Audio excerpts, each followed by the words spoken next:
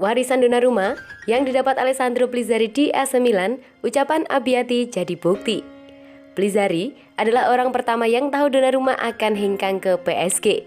Musim ini akan menjadi kiper kedua bersaing dengan Tatarusanu, dan Pizzarri adalah penggemar AC Milan sejak muda. Karena dorongan sang ayah Ezio Pizzarri. Jangan heran, Pizzarri sudah menyaksikan AC Milan sejak berusia 5 tahun dan jatuh cinta.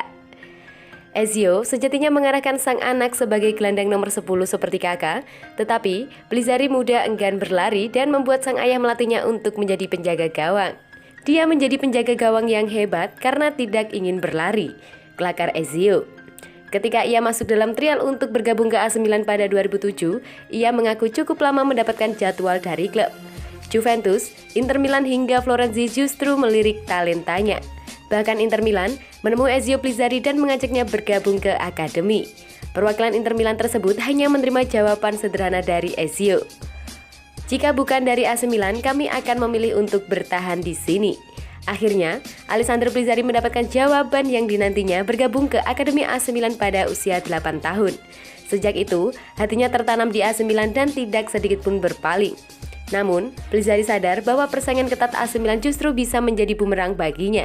Ia berlatih cukup keras dan membentuk mentalitas dan kedewasaannya di bawah Mister.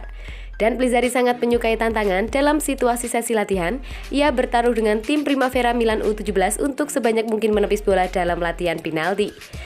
Hasilnya, 11 eksekusi penalti yang dilepas pemain muda Milan hanya 4 yang berhasil. Julukan sebagai penalti killer muncul di sini mirip dengan Donnarumma ketika muda. Pizzarri sudah memperkuat tim junior Italia sejak 15 tahun, namun tidak ada yang lebih mengejutkan ketika ia loncat ke kelas dan membela tim U20.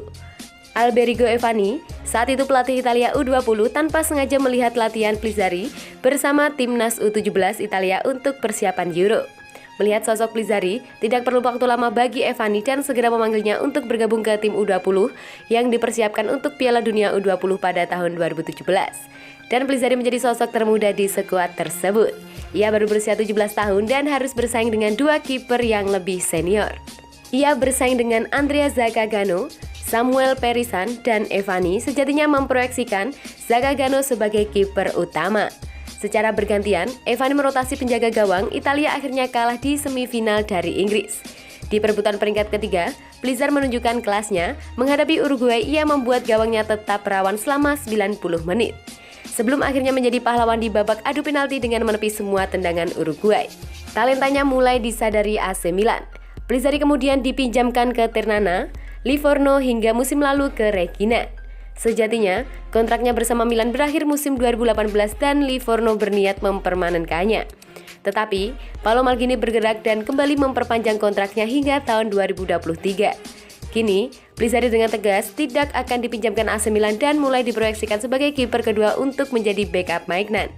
Bahkan bersama Daniel Maldini, Pierre Kalulu menjadi 3 pemain yang dipinjam Stefano Pioli mendapatkan kesempatan untuk berlaga. Pizzarri dianggap punya peluang menyamai Donnarumma yang tampil luar biasa untuk AC Milan sebelum akhirnya pindah ke PSG musim panas ini. Mungkin dalam 5 tahun ke depan, nama Pizzarri akan menjadi pilihan utama di bawah mister gawang AC Milan. Mantan kiper AC Milan, Christian Abbiati, ditanya mengenai siapa yang layak mengisi kiper utama Rossoneri. Jawabannya sangat normatif. Ia menjelaskan nama Gianluigi Donnarumma sebagai sosok yang layak menjadi kiper utama Milan.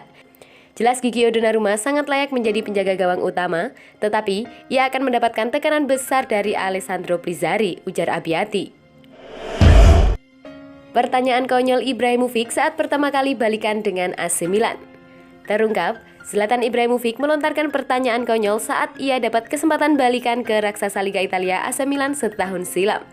Zlatan Ibrahimovic punya banyak kenangan bagi kalangan fans setia AC Milan. Tercatat, striker veteran berusia 39 tahun itu pernah membela Panji Rossoneri Medio pada tahun 2010 silam. Ibra memperkuat AC Milan selama 2 musim sejak ia ditransfer dari raksasa Catala Barcelona. Dalam 2 musim, ia sukses mengemas 56 gol dari 85 pertandingan di seluruh kompetisi yang dilakoninya. Ibra turut membantu AC Milan meraih trofi Serie A Italia pada musim 2010-2011 dan Piala Super Italia 2011. Sayangnya, lantaran badai krisis keuangan, Rossoneri dengan berat hati melengok Ibra ke Paris Saint-Germain.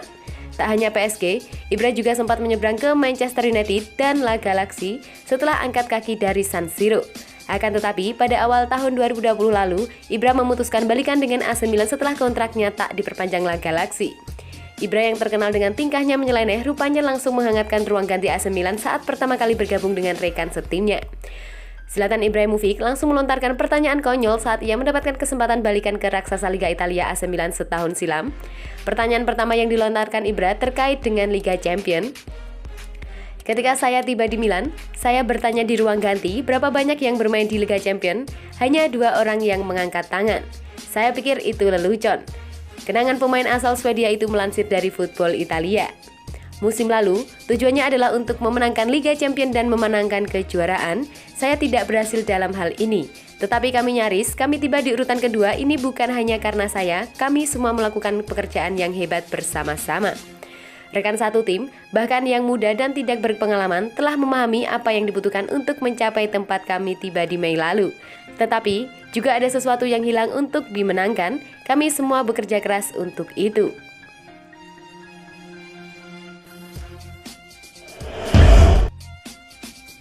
Pertahanan besi jadi kekuatan baru Milan musim ini.